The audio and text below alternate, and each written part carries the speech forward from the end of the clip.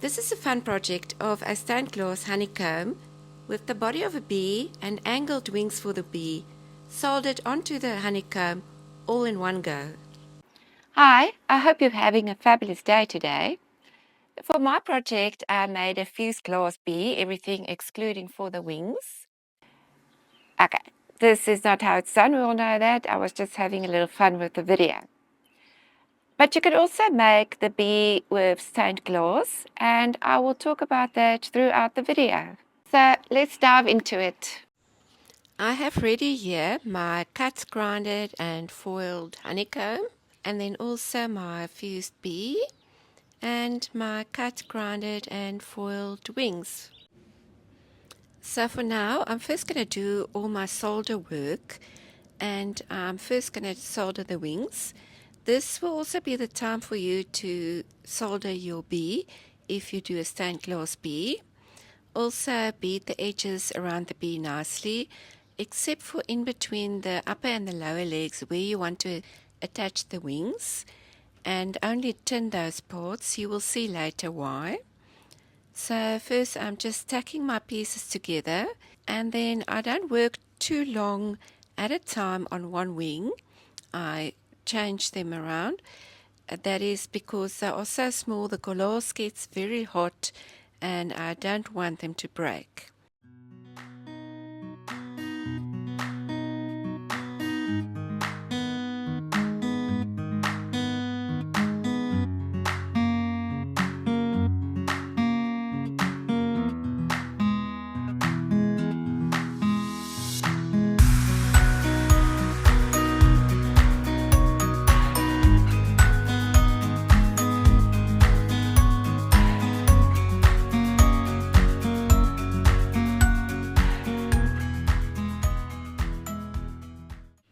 And then also beat the edges around the wings.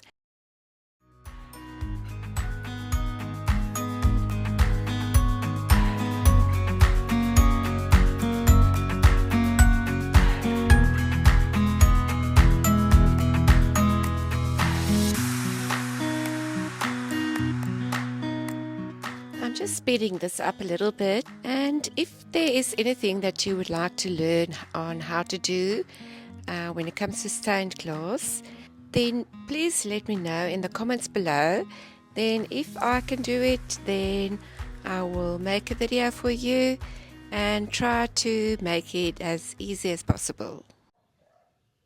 I'm using a diamond coated, let's say a hand bar or a hand stick to roughen up the edges. This is where the wings will go, and then this roughening up is so that copper foil will stick to the glass. And then also when I fuse the bee, I put 2 small pieces of copper wire in between the 2 layers of glass, and I'm just going to tin those and also put some black patina on those so that part can be finished. I'm sorry about the sound if the sound is not regular in this video. I'm trying out a new editing program and I'm still learning this one, but it's going to work much faster, and hopefully that way I can bring out more videos in future. Okay, so the next part is very important, so make sure that you look closely. And if you enjoy this video, please subscribe and hit the like button. I have my honeycomb here, which has only been tacked, and I'm going to trace the bee exactly where I want it to be on the honeycomb. You will see that I fit it exactly in between 2 solder lines where the wings will go. Trace right around the bee, including around the legs. Time to solder the beehive. So you will see that if I do a close-up, that where the bee is going to go, I only soldered flat lines and not beaded lines. That is so that my bee can lie flat against the glass. And then I soldered the remainder of the beehive with normal rounded beads, and also soldered the back. After that, give it a thorough wash with some baking soda and some dishwashing liquid to get rid of all the flux. I'm adding foil to the areas where the wings will go on my fused glass bee For a stained glass bee, obviously this will not be necessary because you will already have foil there and which will be tint by this time. And I'm doing some strips next to each other instead of one long line. It is much easier, and then I just cut away the extra foil. If you're making a stained glass bee, you can solder your bee onto your honeycomb by attaching and soldering at each solder line of the honeycomb to the edges where you beaded the bee right around the bee. But stay clear for now for the areas where the wings will go.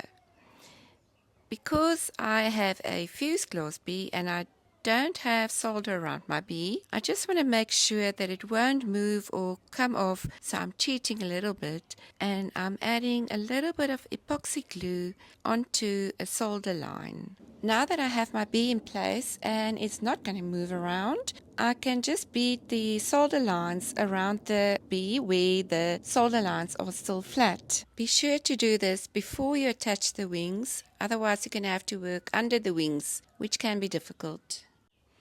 To attach the wings, I first tint the foil on my bee and I'm adding a little solder, and this way I am soldering my bee onto the honeycomb, and I did the same on both sides, leaving a little bit of extra solder, and you will see in a moment why I did this. I didn't show the other side here because my arm was in the way of the video. To attach the wings, I heat up the solder so it melts and immediately press in the wing, and I hold it so it sets. I add a small piece of solder on top which I pre-cut, and then I melt that on there as well. And then I do the same on the other side, giving the first wing time to cool down a little bit.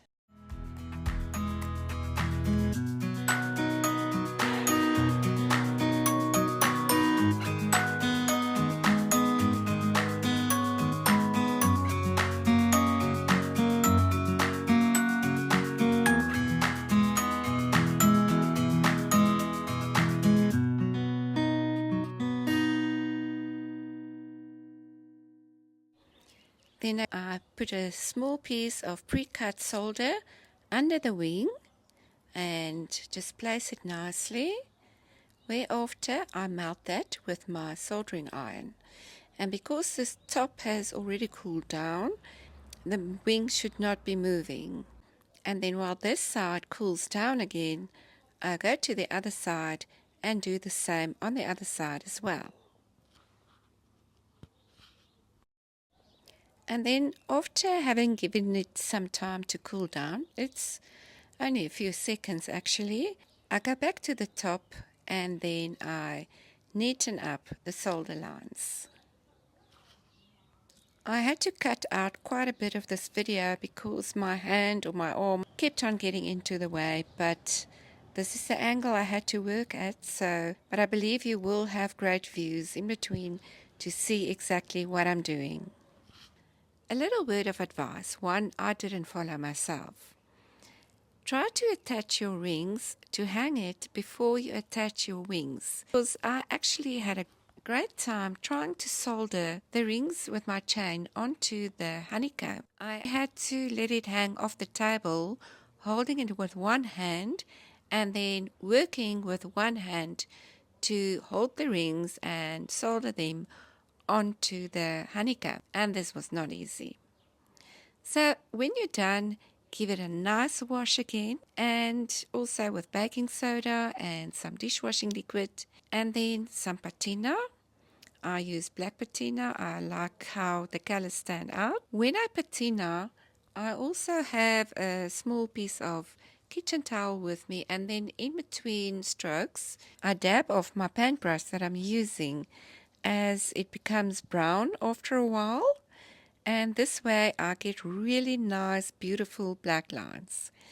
Afterwards I let it stand just for a minute or two, and then I dip it in ice cold water.